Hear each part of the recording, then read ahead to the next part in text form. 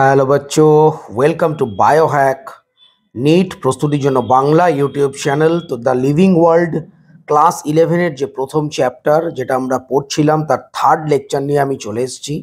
আজকে এই লেকচারে আমরা কমপ্লিট করব আমাদের যে লিভিং অর্গানিজমের যে ক্যারেক্টারিস্টিক্সগুলো আমরা পড়ছিলাম, ডিফাইনিং ফিচার্সগুলো পড়ছিলাম, তার মধ্যে মেটাবলিজম এবং কনসিয়াসনেস, এইটুকুনি আজকে আমাদের কমপ্লিট হবে। চলো আজকে লেকচারটা স্টার্ট করা যাক। Another characteristics of life is metabolism. All living organisms are made of chemicals. These chemicals, small and big, belonging to various classes, size and functions. মানে আরেকটা ক্যারেক্টারিস্টিক্স অফ লিভিং অর্গানিজমের হচ্ছে মেটাবলিজম। আমাদের শরীর বা সমস্ত লিভিং অর্গানিজম অ্যাকচুয়ালি বিভিন্ন chemical দ্বারা তৈরি। সেই বিভিন্ন কেমিক্যালগুলো বিভিন্ন ক্লাসের হতে পারে, ধরো প্রোটিন হতে পারে, অ্যামাইনো অ্যাসিড হতে পারে, কার্বোহাইড্রেট হতে পারে, ফ্যাট হতে পারে, বিভিন্ন ক্লাসের হতে পারে, বিভিন্ন সাইজ হতে পারে এবং তাদের ফাংশনস অবশ্যই বিভিন্ন বিভিন্ন হয়। আর constantly belonging made and change in some other biomolecules, এগুলো কি বায়োমলিকুলস বলছে। This conversions are chemical reactions or metabolic reactions. আমাদের শরীরে বা আমাদের সেলের ভেতর কন্টিনিউ হাজার হাজার কেমিক্যাল রিয়াকশন হচ্ছে। তো এই প্রত্যেকটা যে কেমিক্যাল রিয়াকশন যেটা আমাদের সেলের মধ্যে হচ্ছে বা লিভিং অর্গানিজমের ক্ষেত্রে যে রিয়াকশন হচ্ছে, ওই এক একটা যে রিয়াকশন তাদের বলছে মেটাবলিক রিয়াকশন। কিন্তু এই সমস্ত মেটাবলিক রিয়াকশনগুলোকে জুড়ে বলছে metabolism.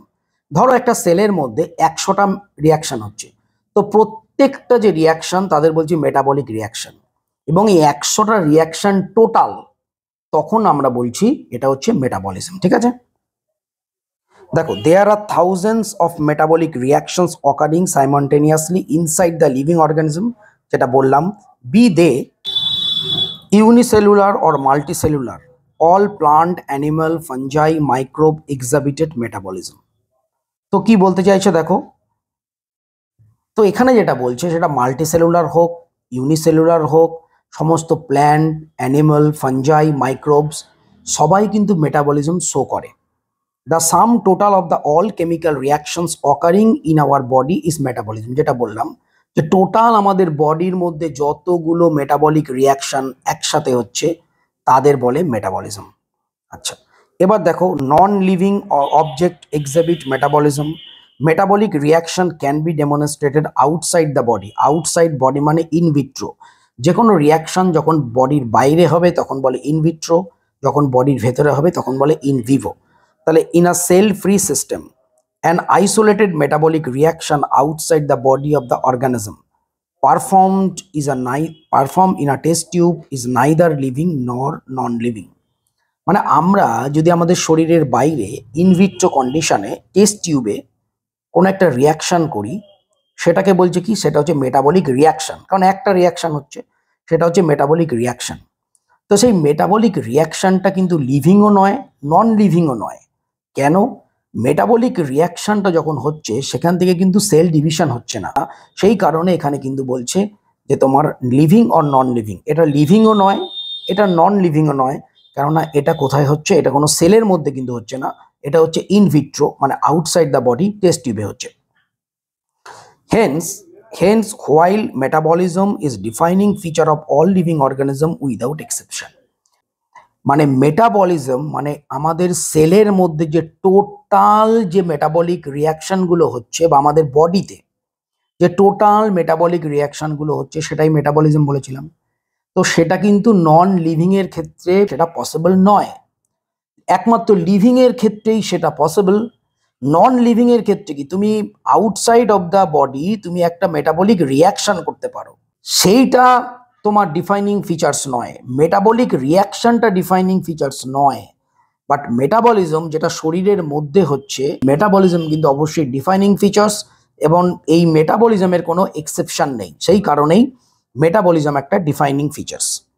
Isolated metabolic reaction, in vitro, non living things but surely living reaction. দেখো, hence cellular organisation of the body is defining features of the life form.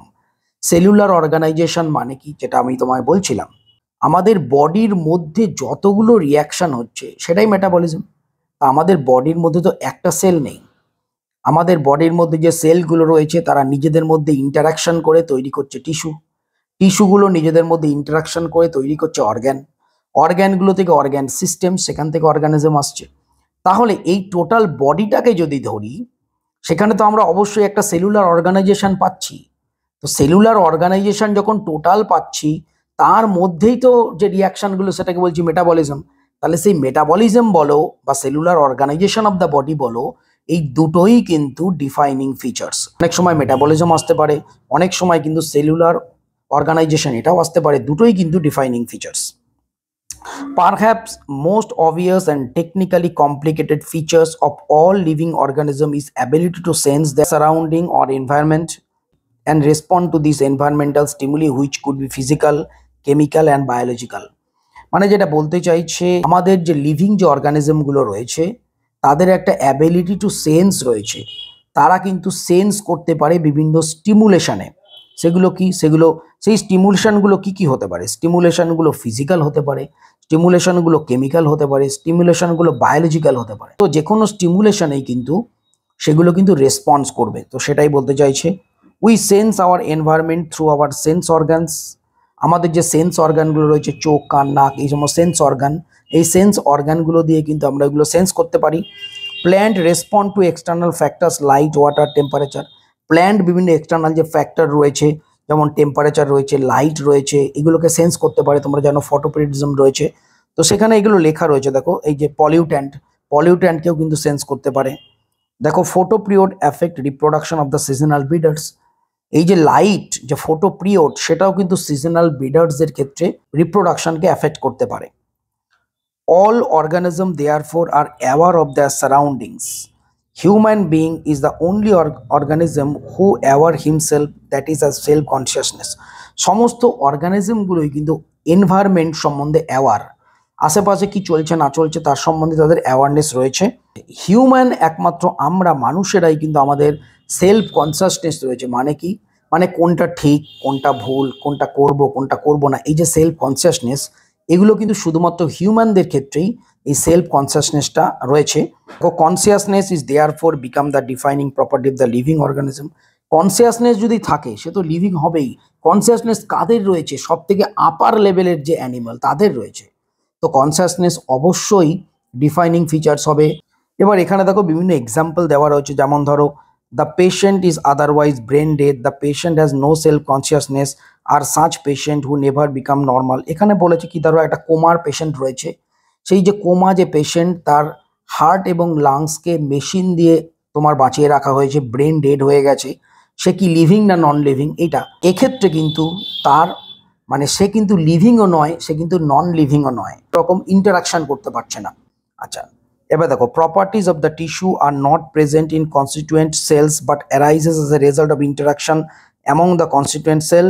Similarly, properties of the cellular organelle are not present in molecular constituent of the organelle but arises as a result of interaction among the molecular component comprising the organelle. These interaction result in emergent properties of a higher level of organization. এরপর দেখো, therefore we can say that living organisms are self-replicating, evolving and self-regulating interactive system capable of responding external stimuli. এতক্ষণ ধরে পড়াশোনা করে আমরা যেটা বুঝতে পারলাম, যেটা মেন লাইন, লিভিং আমরা কাদের বলবো? যাদের ক্ষেত্রে সেলফ রেপ্লিকেশন হবে, যাদের ক্ষেত্রে এভলভিং সেলফ রেগুলেটরি ইন্টারঅ্যাক্টিভ সিস্টেম থাকবে, এবং যারা এক্সটার্নাল স্টিমুলেশনকে তোমার রেসপন্ড করতে পারবে। এরপরে তো এমন কিছু নেই। এবার দেখো, all living organism present, past and future are linked to one another by the sharing of the common genetic material but varying degree. মানে যত রকম অর্গানিজম প্রেজেন্ট রয়েছে আমাদের এই পৃথিবীতে, তারা কিন্তু এই প্রেজেন্ট, পাস্ট এবং ফিউচার, তারা কিন্তু নিজেদের মধ্যে লিঙ্কড, মানে ইন্টারলিঙ্কড করে রয়েছে।